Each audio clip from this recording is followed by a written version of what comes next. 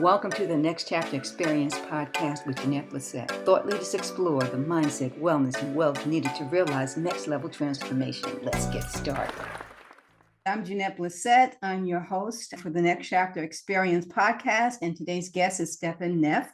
He is from New Zealand, or at least he is residing in New Zealand at the present time. I do believe he was born in Germany. He is an anesthesiologist. He's a best-selling author. He's a speaker. He's a podcast host of Steps to Sobriety. And also he is an alcoholic in recovery. The Next Chapter Experience is about introducing to the world people who have experienced some things in their life and have made a decision that something needed to change and something needed to be different. So now Stephan is in his next chapter. He has been led to be a better version of himself in this chapter. And I just wonder how he's getting it all done. So let's talk about that, okay?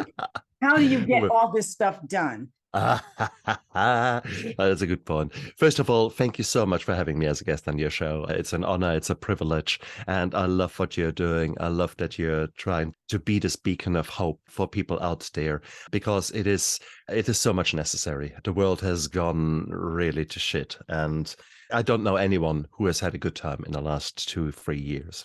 So voices such as yours are so important to actually bring out the hope, because there is hope. But sometimes when we're in the darkness, we can't see it. There has been a lot of darkness in my life, starting early on. Oh, God, multiple traumas that have left their mark on me. And there's so many things. There would have been many things that happened in my first 7 years that I actually can't remember very much. Yes, there was probably a bit of bullying there. Yes, there was a divorce there in my parents. But all those kind of things, they have left their mark, no doubt. We nowadays know that there is trauma from our ancestors that is handed down in our generations. And unfortunately, and that there's very clearly, there are good studies out there to show that now. And certainly there has been, when I go back to my mum and grandmother, there have been enormous traumas. So probably I started on a back foot when you look at students. Then down the line, middle grade kind of school, not good, not bad. And then one day I became the victim of a gang assault around about 13. And that left me pretty smashed up and pretty, well, it caused major PTSD. But that was the 70s, 80s. No one knew about PTSD. Certainly didn't have any help or any recognition. But it was rather, since there was no help, I immediately thought about, okay, this will not happen again to me. And the bruises hadn't even healed when I started martial arts. So I went into this martial art journey, which was beautiful and was to a certain degree a rescue for me. And it was wonderful. But of course, I turned into Rambo. I turned into a fighter every second in the day. So I would go to school and then 4 hours training a day, something like that. And that continued for the next 5 years. Somewhere around the time I also got better at school. It was very simple. I was not great. And then my dad said, look, man, if you are the best in class, I give you $5. If you're the second best, I'll give you $2. Anything else doesn't count. And I thought, okay, I can do with some money. Before long, he owed me hundreds of dollars. And it turns out that I was not so dumb after all. I was saying you ended up an anesthesiologist. I'm saying you have to have some capability. Okay. Exactly right. But having said that, whilst I was throwing myself into the schoolwork and into training, with hindsight, I became a workaholic much earlier than I became an alcoholic. So I think we are all running away often from our trauma. We are running away and trying to occupy ourselves or numb ourselves, anything to make the pain stop or to give you that fleeting moment of bliss. And that was not different with me. There was no bliss. I was more running away from the pain then. Although there was a peace after a heavy workout. And then in the system that I trained, we would kneel down, do some meditation at the end. And that was actually beautiful. You felt your heart rate calm down. You felt your breathing. It was beautiful. So I remember those moments of bliss, but they were few and far between. Then first year university, I remember it like yesterday. We were sitting on a beautiful Saturday lunchtime in a German beer garden. And prior to that, alcohol had not played a role in my life. But there we were, probably had not much breakfast and had a liter of beer, of good quality German beer, nothing watery. And suddenly this feeling of euphoria came over me.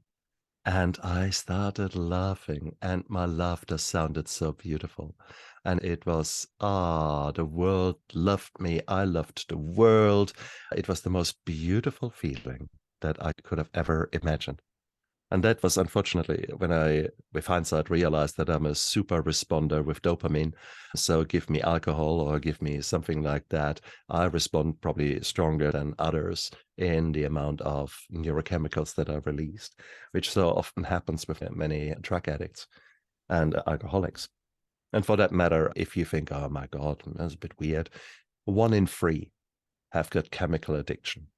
So look around your best friends. If you had 5 friends, okay, there's 1.6 alcoholics amongst you or drug addicted. And when I say drugs, that could be, that includes also the cigarette, although there are nowadays less and less cigarette smokers around. But chemical addiction is out there big time. Alcohol became my best friend, and it was a friend in the first 5, 10 years. It was truly a friend because it made me outgoing. The Rambo slid away. I was able to decompress. I was able to go out there and have a fantastic time. I was able to control the alcohol. I was using it to my advantage because at a certain level, I just was disinhibited. And the guitar came out, and I'm probably not the best singer in the world, and I'm certainly not the best guitar player, but who cares? And it was for women and girls, it was like moths to the flame. We were always having a great time. So it was beautiful. I had a wonderful time. Having said that, I never learned how to experience my feelings. I never learned how to essentially live a life which is not chemically either suppressed or elevated. So I relied on alcohol as a mediator. Okay. And it was a false friend. And as so many people in my shoes have to experience that somewhere down the line, there is no more high. And it's no longer effective, even if you drink industrial amounts of vodka, it is no longer effective in suppressing the pain. And that was exactly with me. Was that your beverage of choice? For most alcoholics, it is because it leaves the least smell. If you drink beer or if you drink wine, etc., you smell it a mile away. Any kind of the other flavored drinks, you smell it. Vodka, you tend not to smell as easily. You can, because it's clear, you can hide it in other drinks. It's that kind of thing. So there is already the hallmark of an alcoholic, the hiding it all from everyone. And I was busy. I was so busy at the time. In the morning, I was hiding that I was hungover. And then during the day, I was hiding that I was thinking about the alcohol. And the evening, I was hiding, buying the alcohol. Then I hid the alcohol. Then I hid my drinking. Then I tried to hide that I was drunk. And then I was asleep. It's a full-time job to rely on alcohol. So, no. And that is the hallmark of alcoholism. 95% of alcoholics will tell you there's absolutely nothing wrong with me. So denial is playing part into that. Plus we're becoming the hiders. And so it's actually a shitty life.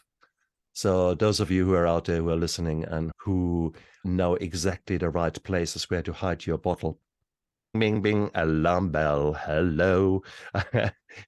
Welcome to the tribe. You just don't know it yet. Wow. I've often wondered about this because I have some close relations who are admittedly alcoholics. They call themselves functional alcoholics. Oh dear. Yeah, the functional, that's how I would have described myself as well. Oh my goodness. Robin Williams put it quite there. Yes, you can be a paraplegic and a lap dancer, but it just doesn't work so well. That is a functioning alcoholic. That's how he compared it. And yeah, exactly. Bottom line is you're barely functioning. And when we say functioning alcoholic, it just means that you haven't had a DUI, that you somehow kept your job, that you somehow kept a relationship. And I say that somehow, and it's probably not a great relationship that you have got. And if you think that no one knows that you're drinking, you're fooling yourself. Everyone knows. One of my mentors said when he got clean, he was in the finance industry, he was a businessman. And the only reason, with hindsight, that people he was in business with didn't run away was because he had such ironclad contracts. They knew damn well that he was an alcoholic, and given the choice, they would have run a mile, but they didn't. So that was interesting because he was under the impression, and no one knows. Yeah, everyone knows. But I just wonder what thought process an alcoholic goes through when they, number one, consider themselves a functional alcoholic, and the second is that in functioning well, from their perspective, they are not impacting other people with their alcoholism. Now, you mentioned relationships, okay, how they impact your relationships. And I'm speaking more so to intimate relationships. If you have an intimate relationship, how do you think that plays into the pros and the cons of trying to either maintain or establish an intimate relationship if you are an alcoholic? If you say that 1 in 3 people are chemically addicted, so chances are that your partner probably has equally some problems. If you look at the issues that plague our society, anxiety disorder, depression, all the mental health problems, my goodness, tell me one person who is not broken. Show me one person who hasn't had childhood trauma, and often tremendous traumas. It is not that we are comparing one really broken adult who now relies on alcohol to help himself with a squeaky clean angel that has just dropped from heaven. My ass. There is no such person. Yeah, exactly. Fanfares. No, it's often a two-way relationship. It's often, you often migrate to similar people. So my wife was certainly drinking as well for many, many years, and she has got significant trauma in her life. Nowadays, I take it for granted. We all have got trauma, and we all have got our skeletons in our dungeons. Many of us more than others. And so it was not different here. I think with hindsight, what I have to say is those years of drinking were missed opportunities to heal. These were missed opportunities to grow. I was surviving. Initially, after the gang assault, I was a victim. When I became Rambo, I became the survivor. And that survivor lasted for a long time. And he's still there today. Nowadays, I've got him in a dungeon nicely and feed him from now and then some scrums down there. Having said that, this guy's good. I love him. I love him because he has helped me. He has saved me for a long time. But nowadays, I like the thriver. So victim, survivor, thriver. And it is the thriving that you don't get to do.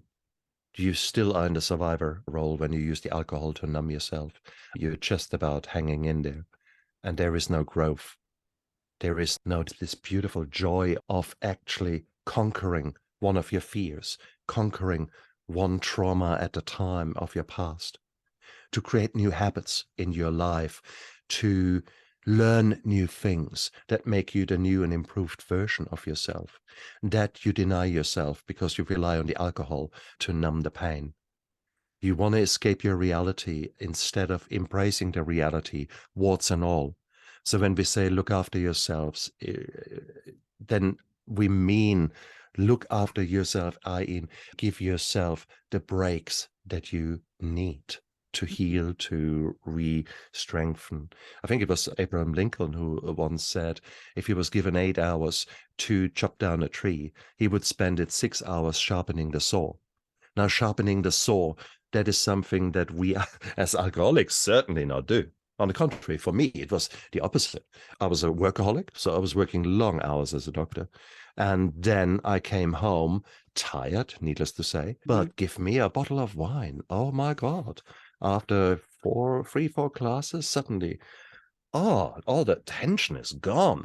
Cool, I'm awake. Now let's clean up the garage. Let's clean up the kitchen. 2 o'clock in the morning, let's hoover. Okay? And it's that kind of thing. So it had still advantages because it gave me a second wind and those kind of things. And as such, yeah, there are advantages there. But of course, you burn the candles on both ends. And alcohol is not conducive to good sleep. So some people actually think I take a nice drink in the evening, makes me sleep. Bullshit. No, it just completely destroys the sleep architecture. No, you're basically, you're burning yourself out.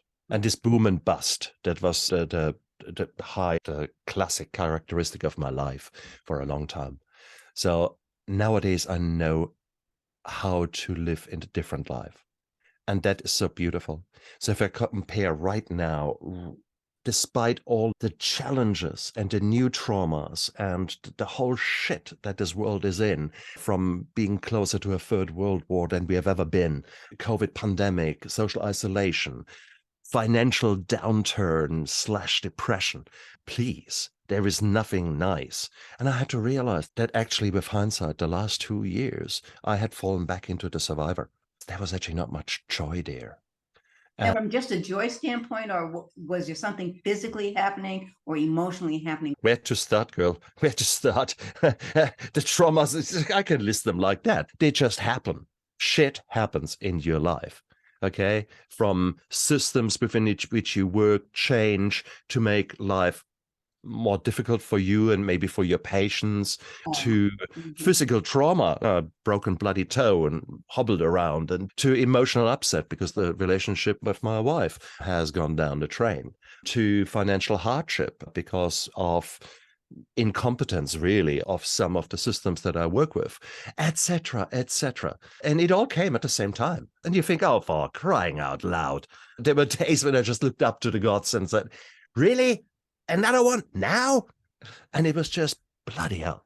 So this was that. But the reality is, in the past, I would have completely relied on a bottle.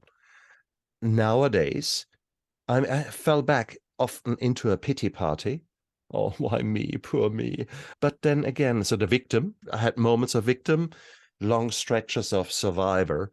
And it's only more recently when I took back a stronger leadership in my life and actually addressed some of the issues in my life, dealt with some of the things, that I suddenly find myself spontaneously humming, singing, doing a little jiggle at work.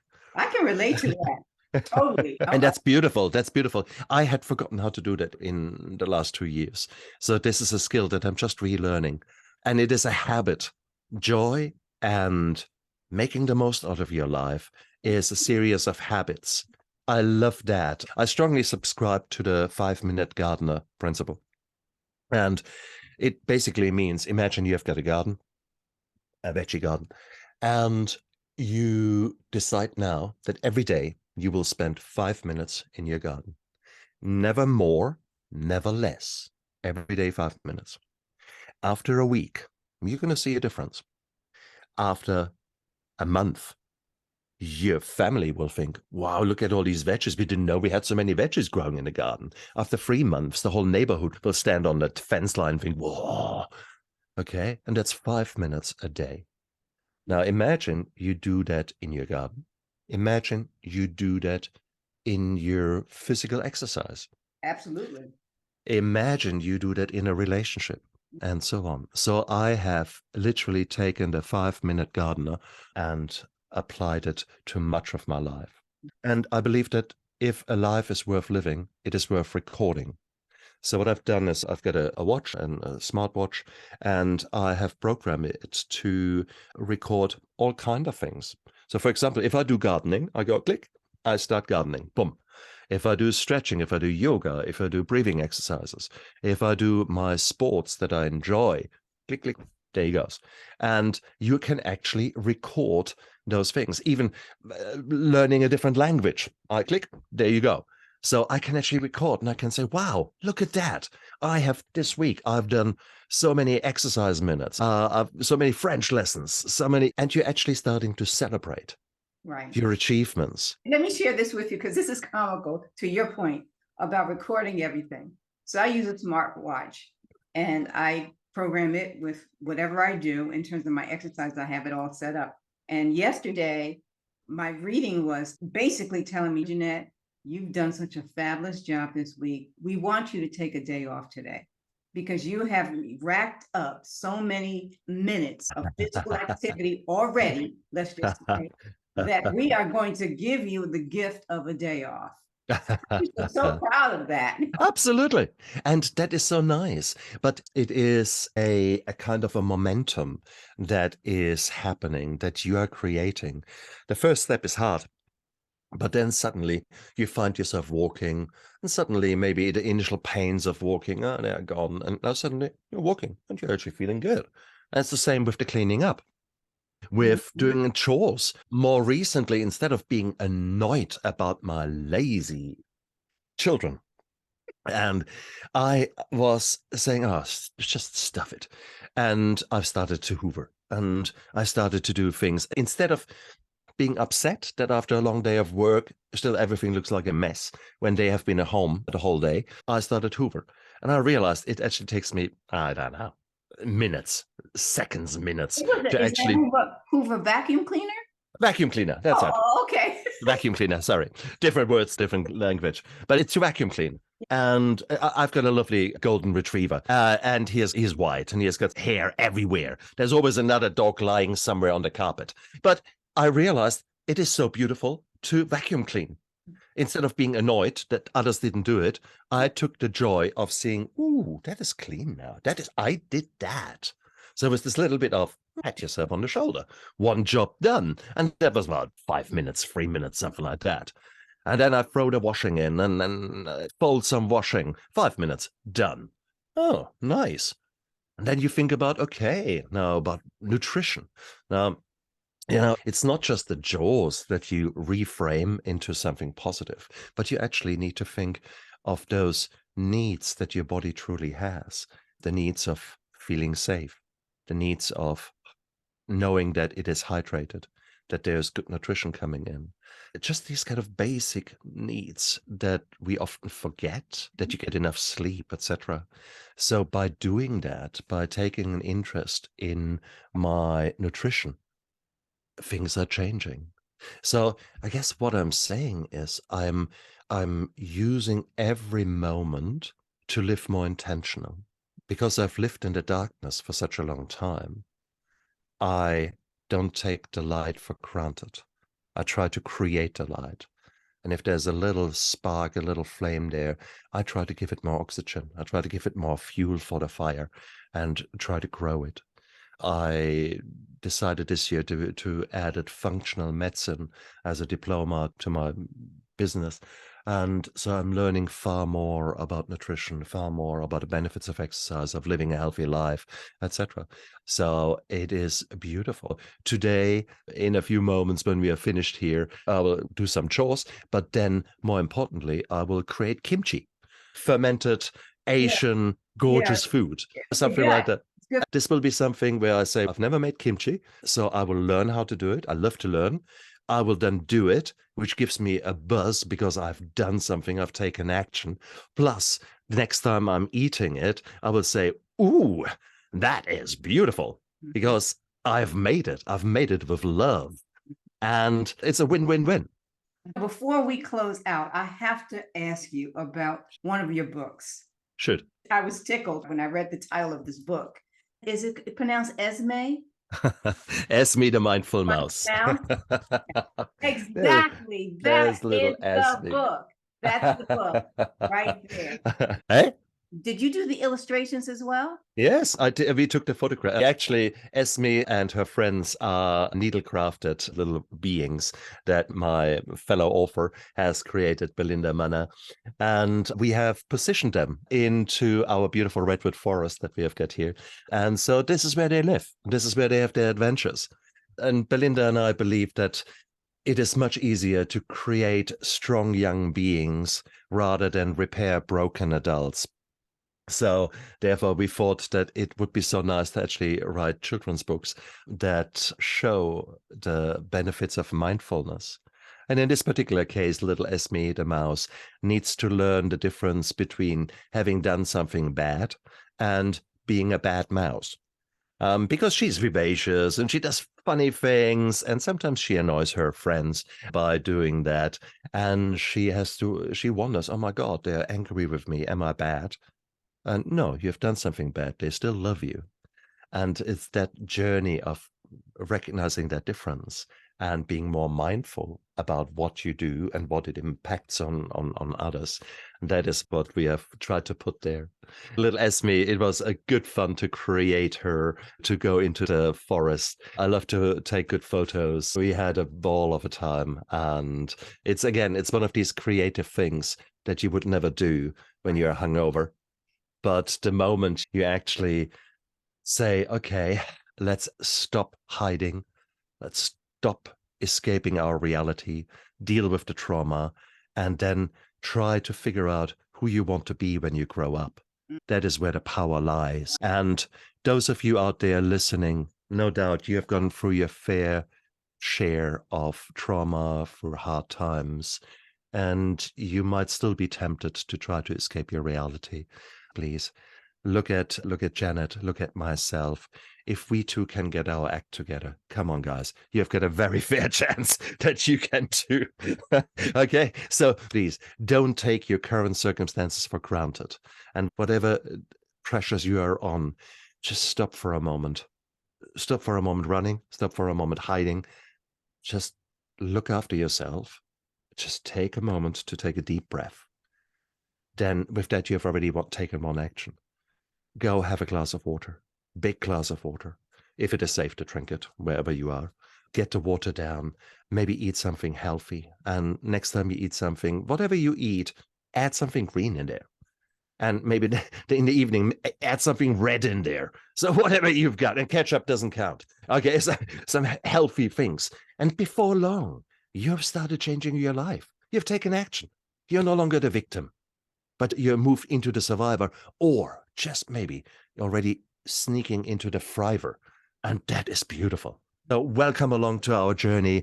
Jeanette and me are on it. We are having a ball of a time. Yes, we are. I have thoroughly enjoyed it. And I knew I would actually benefit from having this conversation with you today. I'm glad that we were able to schedule the time to hang out and get to know each other. You in New Zealand and me here in Phoenix, Arizona. So I really appreciate you giving time to me and to the next your experience. It's been fabulous. I really enjoy meeting with you. Now, here's the deal. I don't want you to be a stranger. I know you're going to get so busy because you're so popular. When you get my request to do a second appearance, I hope that you give me at least some consideration. Please, Janet, there's no question there. And that is the beautiful thing. The opposite to addiction is connection. By actually me turning up today here, showing up is 80% of the success. Yes. And here we are, we have created connection, we're having a good time. I've reinforced some of my principles, and by actually just spelling it out, my ears are listening to what I say, and I think, oh, actually, not bad what comes out there. So maybe let's do exactly what you've just recommended. So it's a reinforcing cycle. It's beautiful. So now I would be honored to come back to your show sooner or later. Of course, you are on my show. Again, I appreciate you giving us some time today. Pleasure. Thanks so much. Thank you. It was a privilege and an honor to be on your show. Bye. Mine too.